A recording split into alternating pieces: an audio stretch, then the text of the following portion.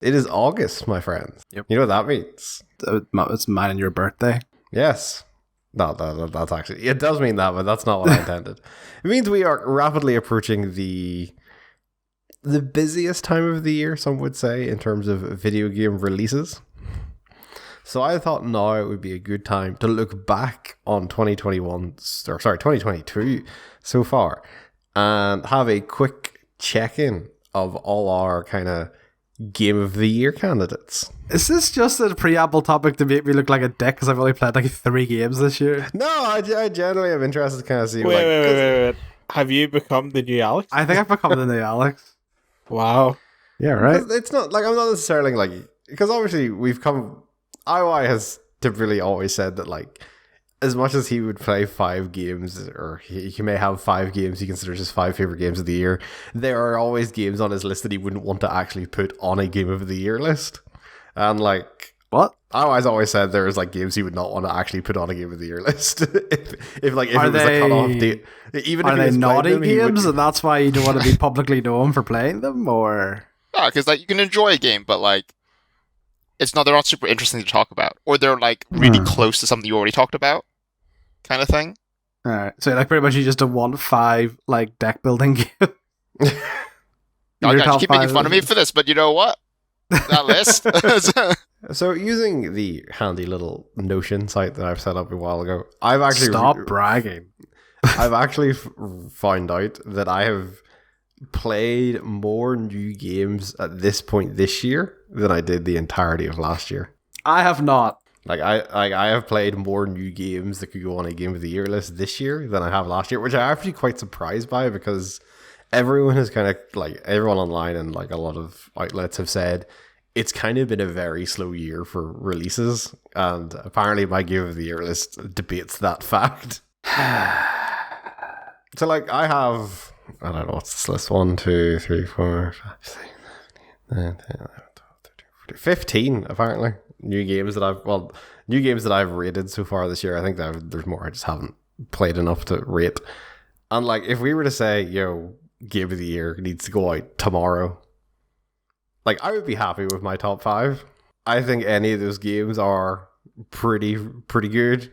It's a nice rounded top 5. But yes, as you said, Hans, why do you feel like you have played like no games this year or no 2022 releases? I have played 6, and of those, there's only 3 I would even consider putting on my Game of the Year list. So, like Lego Star Wars, I thoroughly enjoyed. It's got a Skywalker saga, I thoroughly enjoyed it. Very big game, but they put a lot of effort and love into it, and I can appreciate that. Pokemon Legends Arceus, I thoroughly enjoyed that too. More so than I probably thought I was going to. So that's some good jazz. Fuck, We Are Here Forever. And then Teenage Mutant Ninja Turtles, I loved. And I would maybe say that it's probably my Game of the Year so far. Like there's 2, like Mario's Battle League or Strikers Battle League, I've played like maybe an hour of, if even, and it's like fine. And Triangle Strategy, I do like the like combat bit of it. But it's just all the story stuff in between. I feel like you are missing stuff from this list though. The only other thing really is just Digimon Survive. Stray? You don't have on your list? Oh, I haven't put Stray on my list. Your secret love of Elden Ring? No. That none of us know about? Oh. No, never. We could maybe squeeze in a playthrough of you doing the Quarry before the end of the year, Hans. Nick, don't push your fucking Game of the Year list onto me. I would jump to Hans' defense by throwing Alex under the bus, alright? So, okay. Have you actually looked at Alex's list, though? Because 50% of it is Game Pass. Yeah, like, if it weren't for Game Pass, and if it weren't for Bungie, right? And if it weren't for Bungie, do you really think he would have played Power Wash Simulator? Do you know what I mean? Like, right?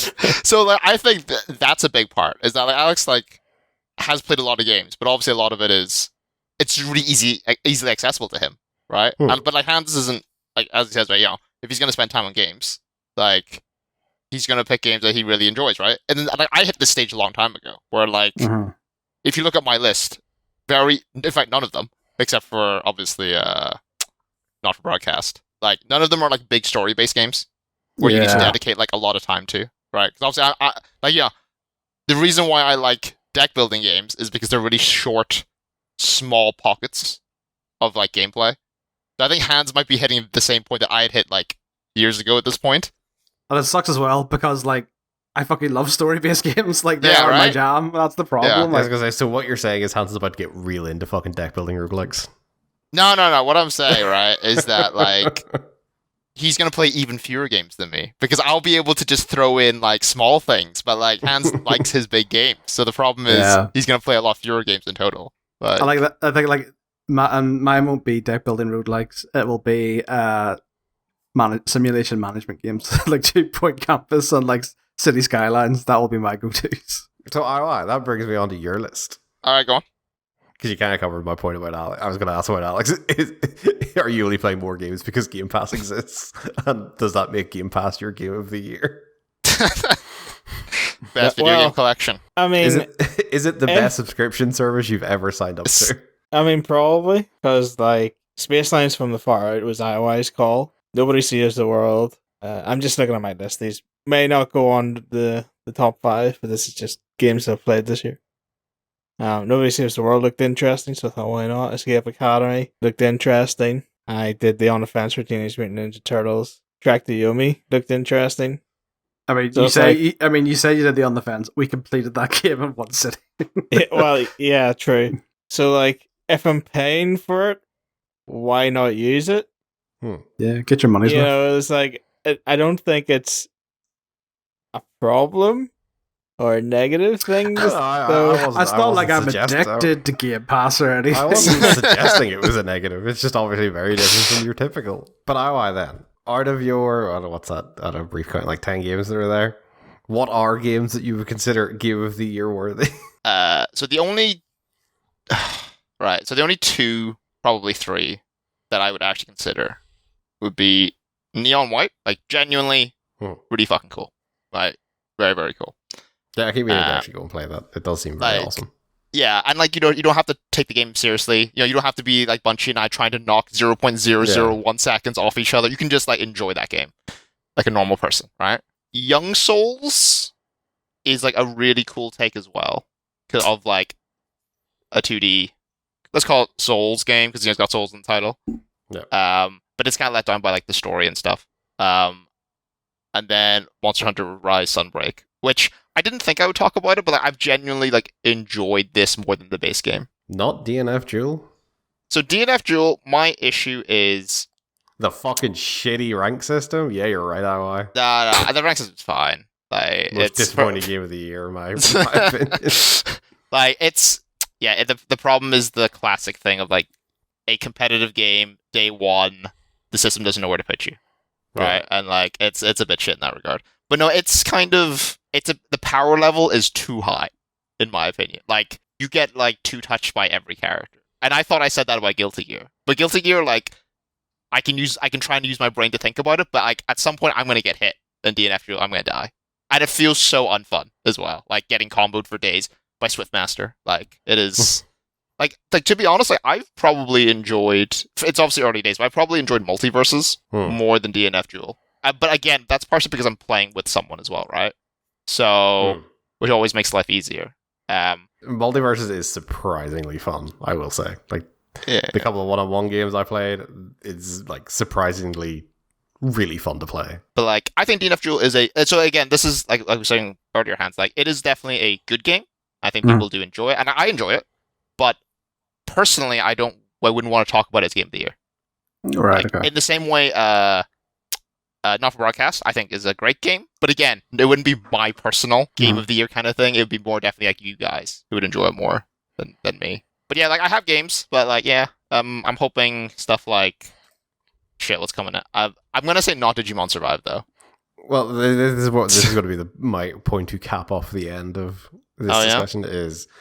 Then, in line with the Game of the Year, is there anything coming up for the rest of the year that you think will then break into your respective top 5s?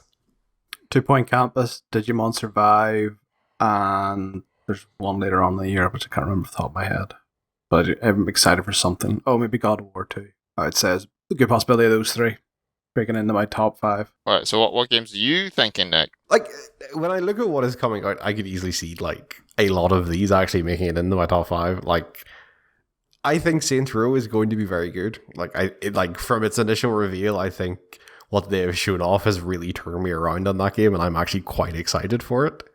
Same. Like, I'll play the fuck out of F1 Manager 2022, but again, like, that's the sort of thing where I'm in the same boat as you, where, like, I play the fuck out of Football Manager every year, but it's not ever going to probably be, like, a game of the year on my list.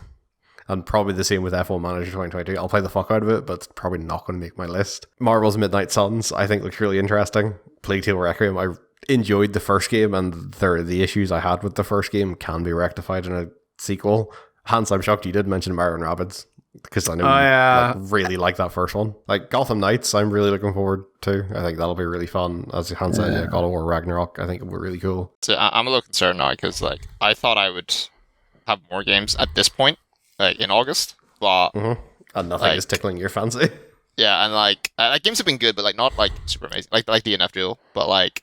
And now Dark Tide has been postponed a bit, which I think, like, if it is just Vermintide, but 40k, like, great. It'll be great. So I will say, like, as much as I know Hans will slate me for this, my problem is I just don't think it's going to take something very special for, like, Elden Ring not to be my game of the year. And, like, I know Hans is like, oh, fucking Souls fanboy, but, like, genuinely, it is one of the best games I've ever played, and, like, it's going to take something genuinely special for me not to be like, yeah, Elden Ring's my game of the year.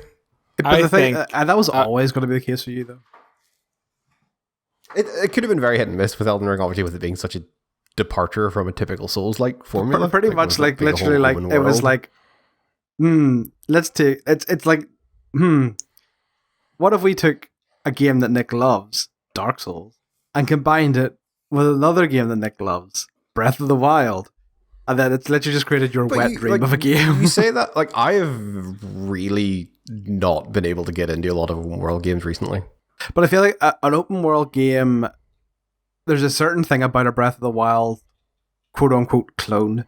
And I think that's the looseness of the open world. Like, for example, I've obviously been playing Assassin's Creed Valhalla. It's an open world game, obviously. Yeah. But it is in absolutely no way what I would consider a Breath of the Wild clone, because it's a different feel to the open world. Like, I feel like in, like, the Breath of the Wild open world, there's this looseness, and, like, it's about the exploration of the open world rather than just the setting of it, I suppose. Whereas, like, Assassin's Creed, it's not scripted, but, like, you know what I mean? Like, it's not necessarily about going about and exploring. It's about, this is the world. It is like, you're pretty much following your GPS to get to your objectives. It is not about, like, you're not really incentivized to, like, overturning every little rock to see if a fucking Korok seed pops out. Yeah, that sort of thing. So that's whereas I definitely feel like Elden Ring, from what I've seen, is definitely verging more towards the Breath of the Wild style of open world than, say, Assassin's Creed Valhalla style of open world. But yeah, fuck you, you Dark Souls fanboy.